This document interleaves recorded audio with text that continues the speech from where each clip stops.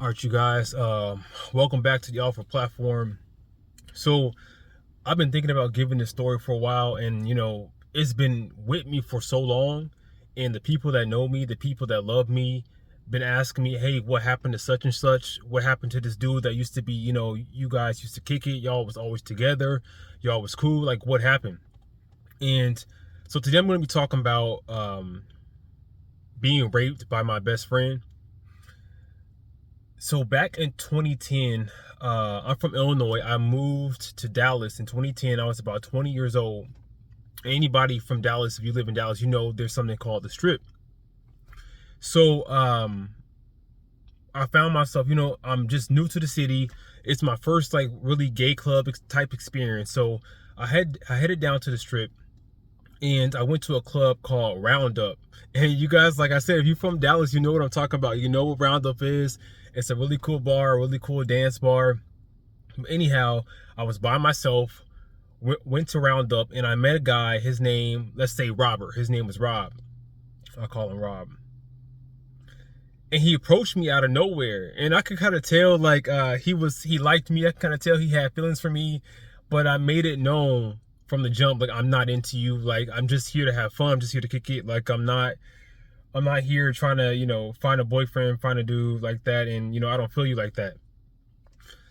At that time, he literally told me, all right, cool. Like, that's fine with me. I don't have a problem. Let's just be friends, And once again, I'm new to the city, y'all. Like, I'm new to the city, so I don't know anyone.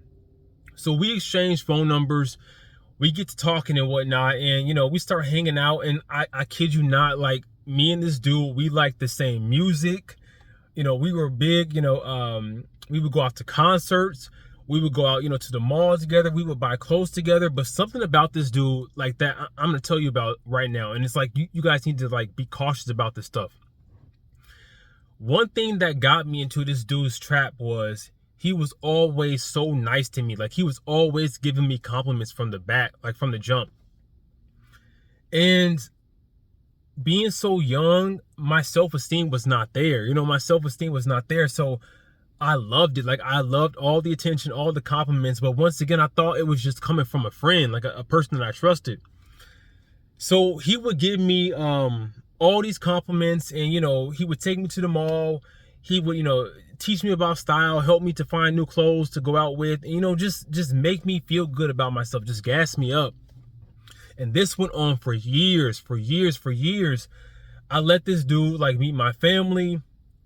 I let this dude, just really like get close to me.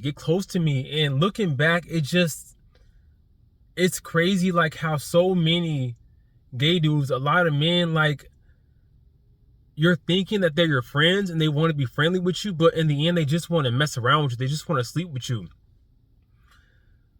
So one night, he asked, can he stay over at my apartment? I said, yeah, you can stay over my apartment. Like, I don't have a problem with that. I was a little bit nervous because I'm like, man, I have a feeling that this dude may like me. I have a feeling he may like me. He used to like try to make excuses to like give me massages and stuff. And it's like, I want to take accountability for what I did, because maybe I should not have allowed him to do that stuff. But then again, I was so desperate for a friend, and I thought this dude was my best friend. I literally thought he was my best friend. So he asked me, can he spend the night at my apartment? I said yes. He came over. We watched like The Real World or something on The Real World on MTV or something like that. We had a good time. And I noticed it was getting late. We were chit-chatting. I was telling him, hey, look, it's time to go to bed because I need to go to work tomorrow. So he was like, cool, let's go to bed. Man, this is what I should have known. But, excuse me. He hopped in my bed, and, I get to falling asleep. Everything was good at first, but, after, excuse me, guys. Man. After some time, I felt like his hand touching me. Like, I felt his hand, like touching my, my private areas and stuff. And I'm like, I told him, like, please stop. Like, I'm not into this. Please stop. I see you as a friend. I don't want to ruin our friendship. And he was like, cool, I'm gonna stop. And I just went back to sleep. I kid you not, he started doing the same thing again after I fell asleep. And it happened like maybe 3 or 4 times. And you know, anybody who's ever been in a similar situation, there comes a point when you just kind of like give up. Like you're so tired of fighting this person off of you that you just kind of give up, because you hope that if you do give up, they will finally leave you alone, finally go away. So he started touching me again, and I just stayed quiet this time. I stayed quiet and I let him do whatever he wanted to do. And I just thought if I did it, that he would just finally leave me alone, like let me go to sleep so I can go to work tomorrow morning. So he did what he did. It happened. And I felt like the day after, I felt like so violated. Like I just felt like, I don't know, like our friendship was never the same after that. The dude stopped calling me. He stopped texting me. Like he flipped a switch, like out the blue, just flipped the switch. And there was a grieving process for me, because not only did I lose, like, not only was I, assaulted by this dude, but I was assaulted by my best friend, and I lost my best friend, who I thought was my best friend.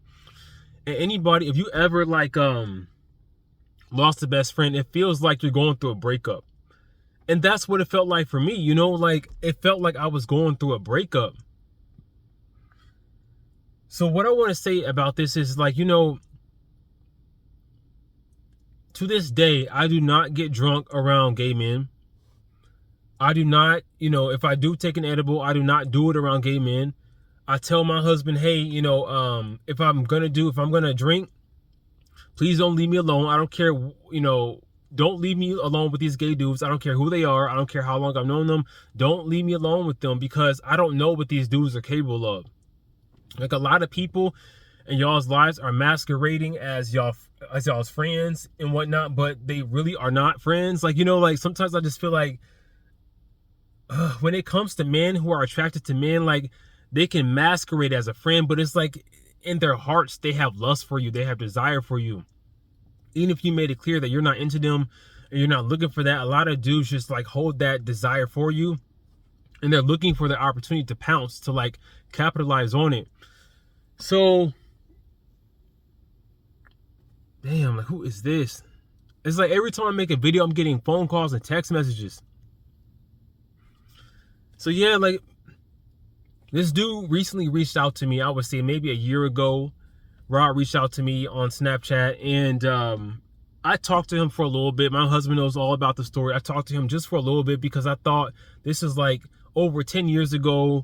It's water under the bridge. We're cool now. But yeah, he reached out to me, and he just started, like, just nothing changed. Like, he just started bringing up like little slick comments about what happened with us in the past. And man, text messages, what happened with us in the past. I just realized, like, this dude is never going to change. He's always going to be a manipulator. He's always going to be scheming. He's always going to be, trying to like ease his way into getting into dudes' pants. It's like, you don't have to do all that. I think for most gay men who are in these positions, when you want to be like with somebody who's not into you, the best thing you can do is like fade away, is like fall back and find a dude that is into you, because there were dudes into him. He just didn't want them. So I learned a big lesson from that. And, I want to share the story, because it's like a lot of gay dudes are going through this stuff. Like, a lot of y'all have been through this. Y'all will go through it if you have not already been through it. And it's unfortunate. It's unfortunate, but it happened to me. I have no ill will or ill feelings towards him. I wish him the best of luck. I understand, like, he probably went through some trauma as a child too, and he felt like he couldn't, like, for some reason he felt like the only way to be desirable, because I know he used to be a heavier set dude. He may have felt like the only way to be desirable was to like kind of manipulate dudes into sleeping with him, so I feel bad for him, and I take accountability for what I did wrong in the situation too. Like, I should have known better at 20. If a dude is attracted to you from the jump, he's always going to be attracted to you. He's never going to like want to be just your friend.